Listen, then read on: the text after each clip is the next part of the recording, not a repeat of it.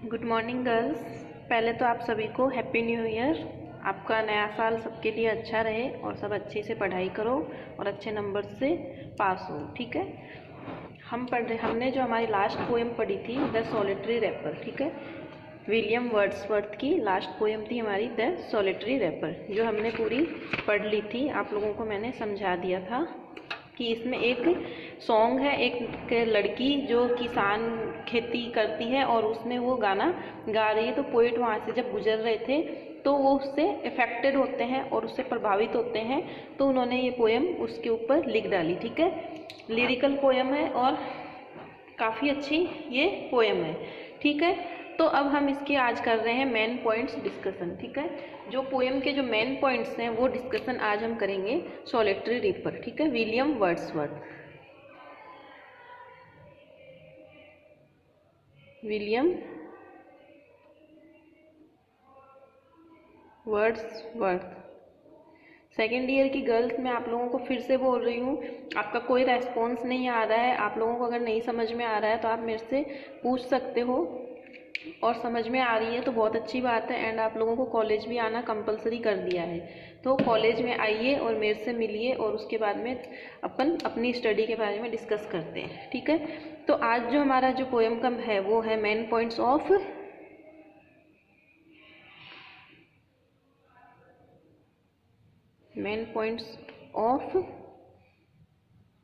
The poem. कौन सी poem है आपकी ये? The solitary reaper. ओके, तो main points of the poem solitary wrapper.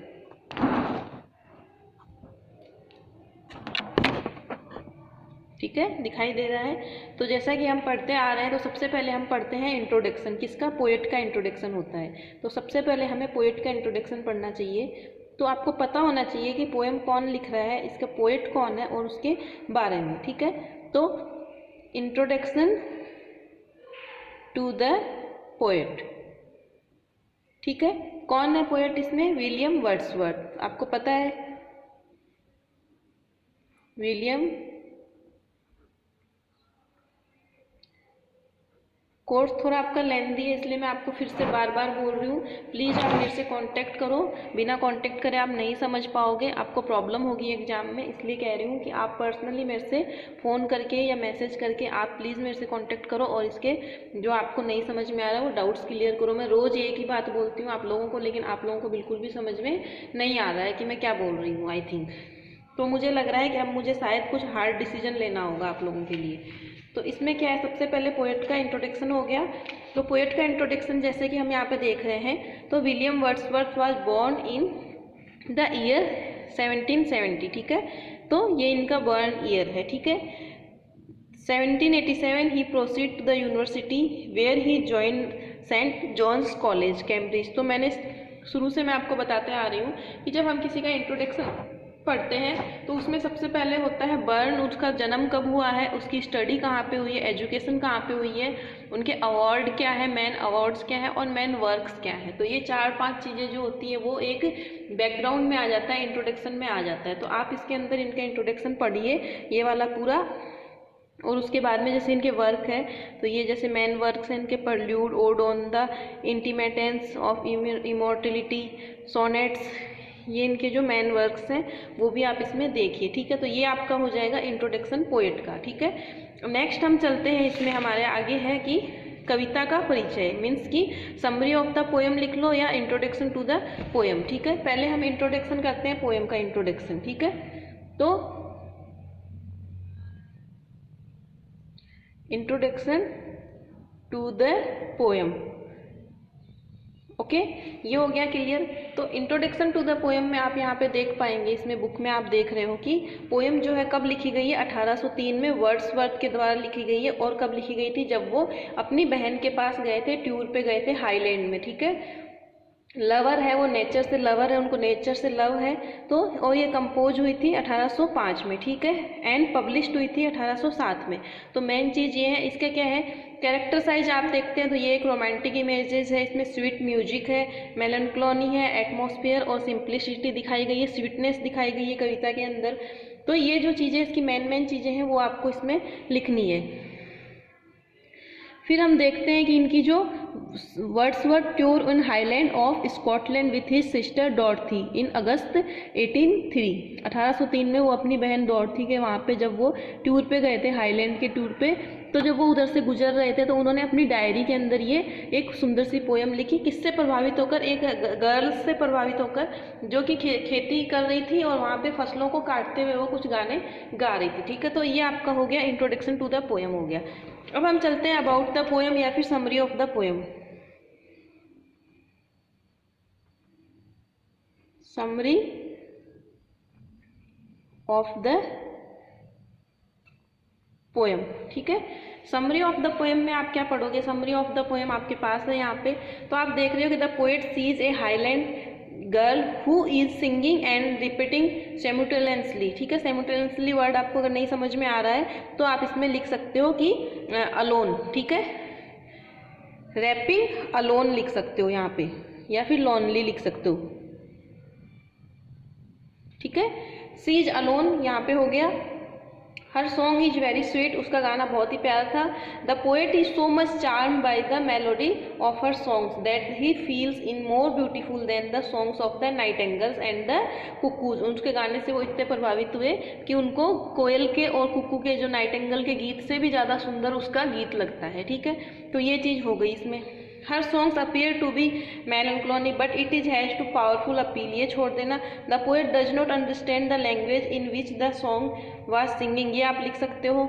He does not know the subject matter, उसको सब्जेक्ट मैटर नहीं पता था कि पोएम का रियल में सब्जेक्ट मैटर क्या है, वो किस मुद्दे पे गाना गा रही है, या किस चीज़ के ऊपर वो गाना गा रही है, या कोई फिल्मी सॉन्ग गा रही है, या कोई वो गीत गा रही है, या कोई लोक देवता का गीत गा रही है, या फिर वो कोई भजन गा रही है, या क्या गा रही है, वो एक्चुअली उनको नहीं पता था सब्जेक्ट मैटर क्या है, क्योंकि उसकी लैंग्वेज जो थी वो दूसरी लैंग्वेज में गा रही थी, ठीक है। He simply guys about the theme, वो फिर गाइज करते हैं। तो ये आप इसको पूरा पढ़ोगे, इसके अंदर आपके सारा आ जाएगा, इसके अंदर समरी आ जाएगी पोएम की, ठीक है, यहाँ तक। तो आपको इसको पढ़ना है एंड पढ़ के आपको अपनी लैंग्वेज में इसमें से सिलेक्ट कर करके कुछ वर्ड्स, कुछ लाइंस और कुछ आप अपने हिसाब से आपको इसको समरी को एक शॉर्ट में बनाना है, ठीक है। ये तो हो गया आपका third number point. Fourth number पे हम आते हैं। फोर्थ पे हम क्या देखते हैं, इसकी लैंग्वेज कैसी है, ठीक है।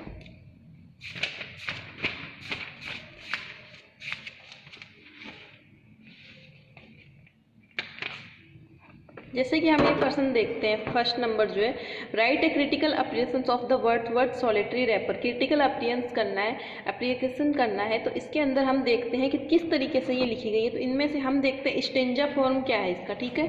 फोर्थ नंबर पे आप ले सकते हो stanza form, stanza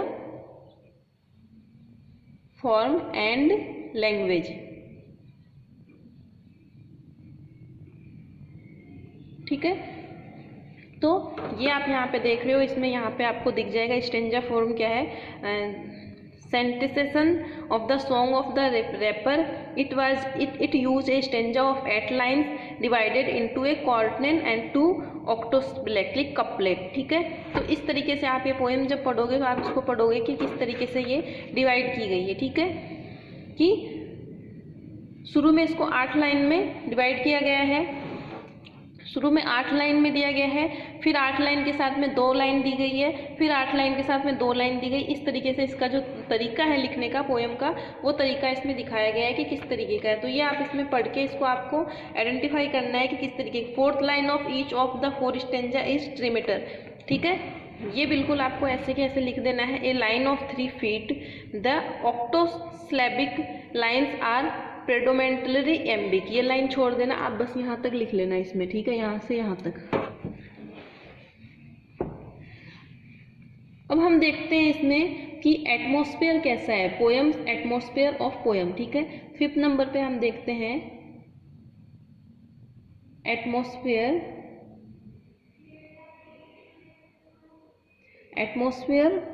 of the poem. Poem का एटमॉस्फेयर कैसा है? तो पोएम जो है वो क्या है? Remarkable for its melancholy atmosphere and its romantic images, ठीक है। Perhaps the plaintive numbers flow for old unhappy far off things and battle long ago, ठीक है। सिंप्लिसिटी आ गई, स्टेंजा फॉर्म एंड लैंग्वेज में आपकी सिंप्लिसिटी आ जाती है, ठीक है। तो इसमें आप ये लिख सकते हो सिंप्लिसिटी।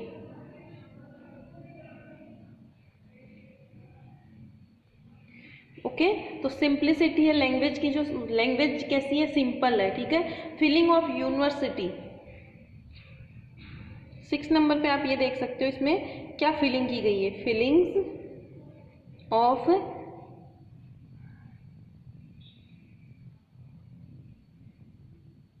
यूनिवर्सलिटी, तो ठीक है। तो after reading this poem we have a feeling of universality. इसको पढ़ने के बाद में हमें एक यूनिवर्स से एक फीलिंग आती है, मतलब एक नेचर से फीलिंग आती है, प्रकृति से जुड़ने की फीलिंग आती है इसमें। The similes and the metaphors are extraordinary, इसमें सिमिलीज और मेटाफोर यूज किए गए हैं एक्स्ट्रा ऑर्डनरी तरीके से। The nightingale is the presented as the bird of the extreme sound, जैसे नाइटेंगल से कंपेयर किया गया है, तो ये क्या किया गया है? यहाँ पे सिमिली यूज में ली गई है, ठीक है। The Kuku of the bird, जैसे कुकू से कंपेयर किया गया है, अरबिया से कंपेयर किया गया है, हार्बिड से कंपेयर किया गया है, तो ये सब चीजें जो है वो क्या है? सिमिली है। सिमिली मीन्स होता है उपमा करना या तुलना करना, ठीक है।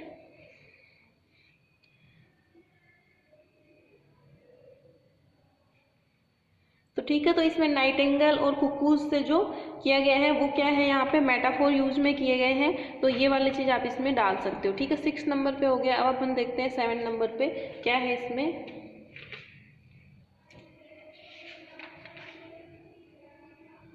Effects of the girls song on the poet. Poet के ऊपर गर्ल्स का सॉन्ग किस तरीके से इफेक्ट करता है, ठीक है। तो effect of the girls song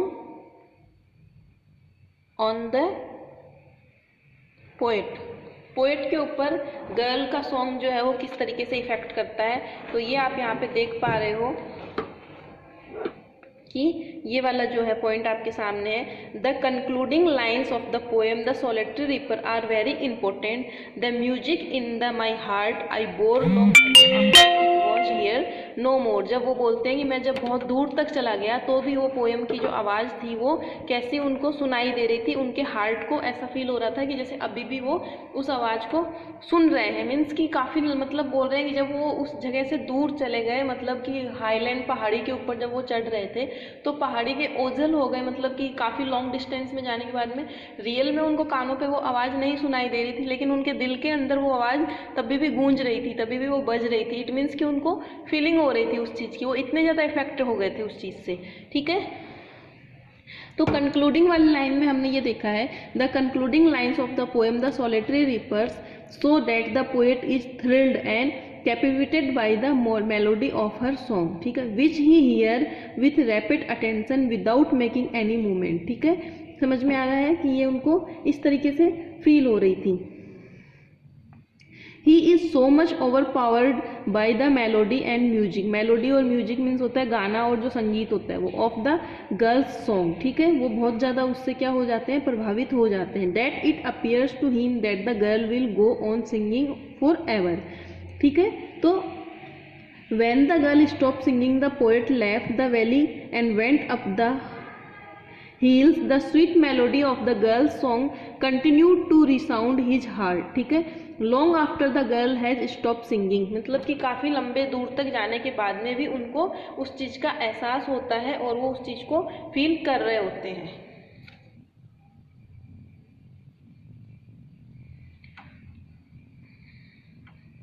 तो ये आपका हो गया, इसमें गर्ल का इफेक्ट हो गया, पोएट के ऊपर किस तरीके का इफेक्ट होता है गर्ल के ऊपर।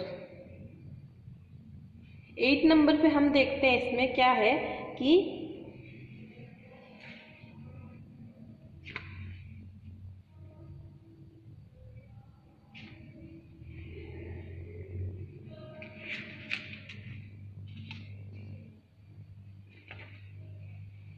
इमेजिनरी देखते हैं, इमेजिन किस तरीके से किया गया है इसमें, ठीक है।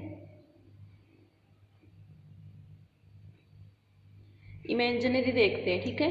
तो किस तरीके से इमेजिन किया गया है, the image to image word picture of stanza first and fourth and those of second and third are juxtaposed, ठीक है। Juxtaposed one evokes the real words of the reaper with the image, ठीक है। ये आप छोड़ देना शुरू का, यहाँ से आपको नहीं समझ में आएगा तो आप यहाँ से देख सकते हो, इसमें यहाँ से लिख सकते हो the real world of the reaper with the image of the reaping and singing, ठीक है। जो किसानों की जो ज़िंदगी होती है जिस तरीके से, उसकी जो इमेज दिखाई गई है, किस तरीके से किसान लोग होते हैं, जैसे खेती करने वाली लड़कियां जो होती हैं वो गाने गाते गाते गाते क्या कर रही होती है, फसलों को काट रही होती है। तो वो इमेज इसमें दिखाई गई है, कटिंग एंड बेंडिंग, झुककर और काटती है। ये जो वर्ड यूज में लिए गए हैं इससे हमें इसकी इमेज शो हो रही है। जिस तरीके से ये वर्ड यूज में लिए गए हैं उस तरीके से हम उनको फील कर पा रहे हैं, और फील करने की वजह से हमें ऐसे लग रहा है कि हम एक पिक्चर देख रहे हैं आंखों के सामने, हमें सब कुछ खुद को रियलाइज हो रहा है, हम खुद उस चीज़ को देख रहे हैं। Cutting and bending, saw her singing, ये जो लाइन है saw her singing and o'er the sickle bending, sickle bending means हंसिए से काटते हुए, ये जो वर्ड यूज में लिए गए हैं इससे हमें इसकी इमेज शो होती है, ठीक है। तो and the group of the constant of the nightingale, the nightingale the cuckoo, ये जो वर्ड है जैसे नाइटेंगल और कुक्कू का वर्ड यूज में लिया गया तो हमें वो पिक्चर हमारे आंखों के सामने आ गई, कोयल और जो नाइटेंगल जो है वो उस चिड़िया की पिक्चर हमारे आंखों के सामने आ जाती है। सैडी हंट एंड अरबिया, अरबिया जो अरब सागर जो रेगिस्तान का जो जिस तरीके से वर्णन किया गया है उस तरीके से उसका ये सैंडी हंट मीन्स कि जैसे उसमें रेगिस्तान में जाते हुए जैसे किसी जगह कोई छाया मिल गई हो, बहुत लंबे रेगिस्तान में हम चल रहे हैं और मिट्टी मिट्टी है, धूप और एक छोटा सा पेड़ हमें दिख गया और उसकी जो फीलिंग हमें हो रही है वो फीलिंग इसमें क्या की गई है, इमेज की गई है, ठीक है।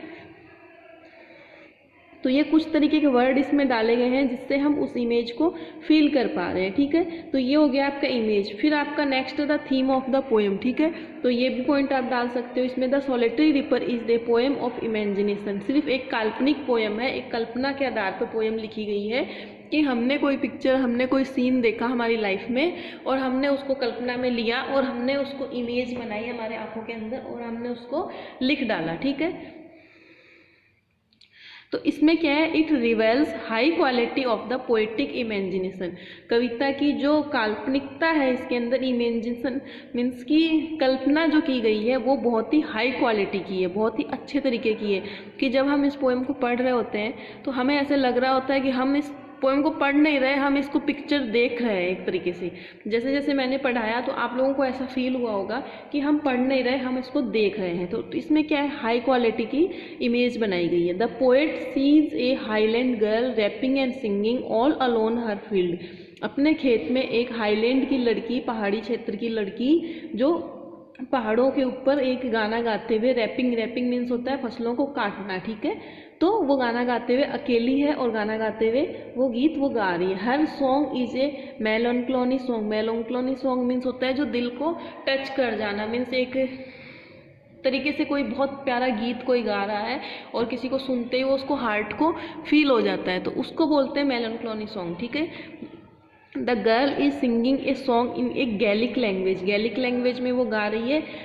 Dialect with the poet does not understand, ठीक है। तो आप अपनी लैंग्वेज में इसको लिखोगे, the girl is singing a song in the Gaelic language and the poet is does not understand the language, ठीक है। ये आप इस तरीके से आपको लैंग्वेज खुद बनानी होगी लिखने के लिए, क्योंकि जब तक आप खुद बना के नहीं लिखना सीखोगे तब तक आप एग्जाम में भी नहीं लिख पाओगे। इसलिए मैं आपको ये सिर्फ पॉइंट बताती हूँ ताकि आप इसको एक्सप्लेन कर पाओ, आप अपनी लैंग्वेज में कैसे भी इसको लिख पाओ, चाहे आप बुक से मतलब यहाँ से उठाओ या अपनी लैंग्वेज में उसको कन्वर्ट करो या अपने तरीके से बनाओ, लेकिन आपको ये खुद को ही बनाने होंगे। मैं बार बार बोल रही हूँ, मैं सिर्फ आपको पॉइंट्स बताऊंगी और पॉइंट्स को आपको एक्सप्लेन खुद को करना होगा, ठीक है, ताकि तभी आप एग्जाम के अंदर रटना नहीं है, कुछ भी रटने का काम ही नहीं है इसके अंदर, आपको लैंग्वेज बनानी है, आपको लिखना सीखना है कि हम एग्जाम के अंदर हमारे पास कोई थॉट आ जाता है, मान लो कि मैंने बोला कि मेरे ऊपर कुछ लिख के दो, 10 लाइन लिख के दो, तो आपको वो लिखना आना चाहिए कि आप उस चीज़ को, आपके मन के अंदर विचार तो खूब सारे आ रहे हैं लेकिन आप उनको कन्वर्ट कैसे करोगे राइटिंग के अंदर, लिखोगे कैसे आप उनको। तो लिखने के लिए आपको माइंड का इस्तेमाल करना होगा, और माइंड का इस्तेमाल तभी करोगे जब आप उसको लिखना चाहोगे। तो इसलिए आपके पास पॉइंट मैं आपको दे रही हूँ, बुक आपके पास है, आप इसमें से आप लैंग्वेज उठाओ, लैंग्वेज को उठा के कन्वर्ट करो अपने थिंक के अकॉर्डिंग, और उसको फिर बाद में आप एक्सप्लेन करो। तो ये आपको खुद को करना होगा, ठीक है। तो ये समझ में, he makes guys about it's theme but the meaning of the song is not important. लेकिन पोएट के लिए सॉन्ग का जो मीनिंग था वो इतना इम्पोर्टेंट नहीं था, वो इम्पोर्टेंट इतना था कि वो म्यूजिक उनको बहुत ज़्यादा अच्छा लग रहा था। कई बार होता है कि कोई गाना होता है हम उसको समझ नहीं पाते हैं, जैसे किसी भी लैंग्वेज में, मान लो कोई हरियाणा लैंग्वेज में या किसी भी लैंग्वेज में कई सॉन्ग ऐसे होते हैं, पंजाबी सॉन्ग होते हैं जो हम प्रॉपरली समझ तो नहीं पाते हैं लेकिन हमें वो बहुत सुंदर लगते हैं, बहुत ही ज़्यादा इफेक्टेड करते हैं, बहुत ही ज़्यादा अच्छे लगते हैं। तो सेम कंडीशन में यहाँ पे जो सॉन्ग वो गर्ल्स गा रही है, तो वो पोएट को समझ में आना उसके लिए इम्पोर्टेंट नहीं है, उसके लिए इम्पोर्टेंट है कि वो उसको जॉयफुल लग रहा है, वो उसको हैप्पी दे रहा है अंदर से। The music is extraordinary sweet, बहुत ही ज़्यादा स्वीट है। The poet is so impress, poet उससे बहुत ज़्यादा इम्प्रेस हो गए with his its music that is has become a part of his permanent source of joy. See joy means होता है आनंद।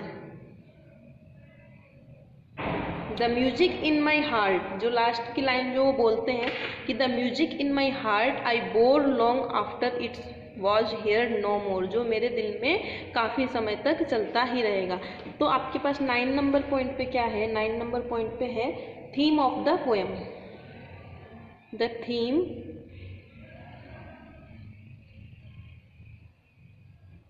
ऑफ द पोएम, तो ये आपका 9 नंबर हो गया। 10 नंबर पे हम देखते हैं इसमें कि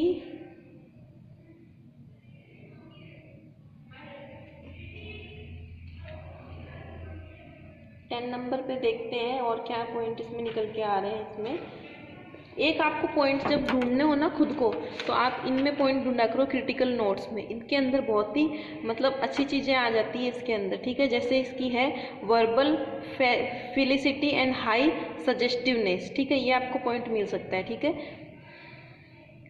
impress the poet very much, ये आप लिख सकते हो इसके अंदर, ठीक है। कोशिश किया करो आप भी कुछ पॉइंट्स ढूंढने की, ठीक है।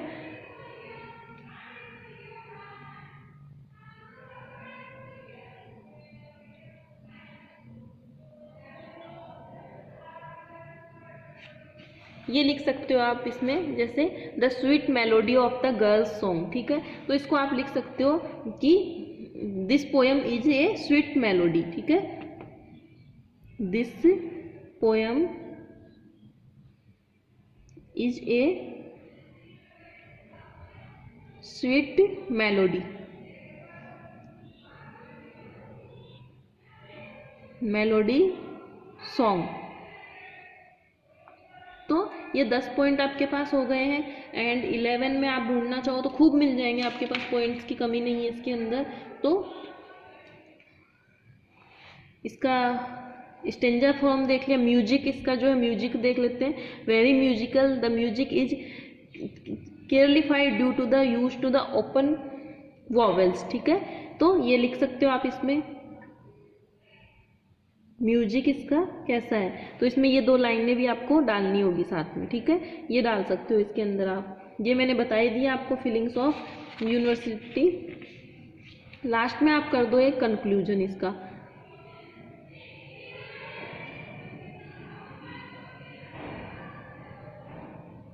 तो एक हो गया इसका कंक्लूजन हो गया, ठीक है। कंक्लूजन में आप ये यहाँ पे देख सकते हो कि ये इसका कंक्लूजन है, ठीक है।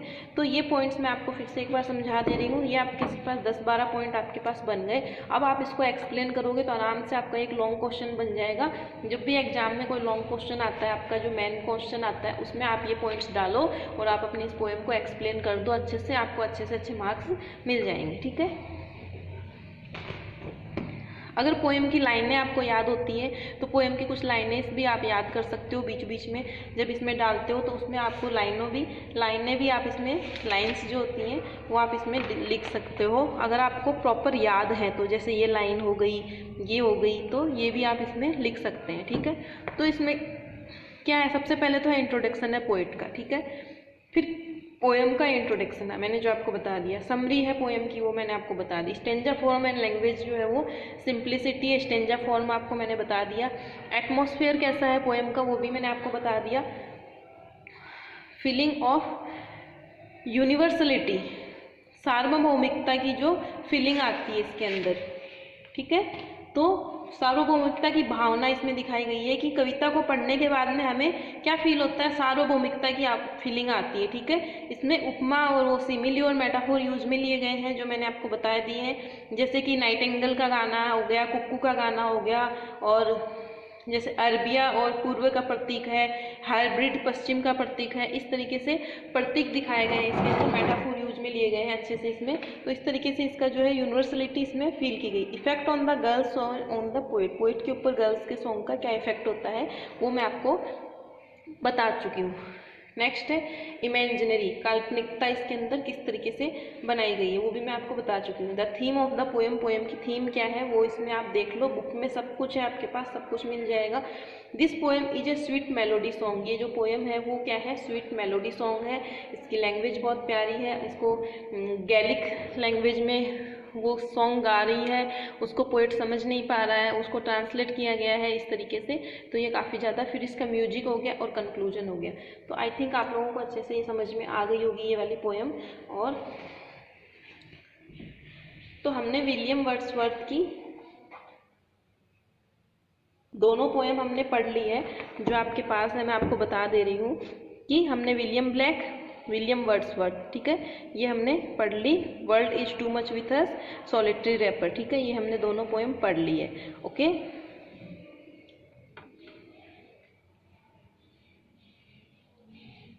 लंदन आपकी हो गई है। टाइगर हम बाद में पढ़ेंगे, जो मैन है वो मैं आपको पढ़ा दे रही हूँ, और बाद में जो है बाकी की हम बाद में पढ़ लेंगे, ठीक है। तो आई थिंक आप लोगों को ये समझ में आ गई होगी।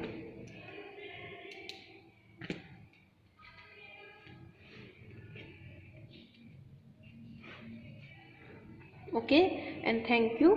सब आप इसके नोट्स बना लेना बच्चों, मैं फिर से बोल रही हूँ आप लोगों को, जो जो मैं पढ़ा दे रही हूँ उनके नोट्स आप कंटिन्यू बनाते जाओ और मेरे को व्हाट्सअप कर दो। अभी तक नोट्स नहीं आ रहे हैं आप लोगों के व्हाट्सअप के ऊपर भी, तो क्या रीज़न है इसके पीछे मैं जानना चाहती हूँ। अगर आपके नोट्स अब नहीं आए हैं तो मैं सबको कॉल करने वाली हूँ, फाइनली लास्ट वार्निंग दे रही हूँ मैं आपको ये, ठीक है। Okay and thank you.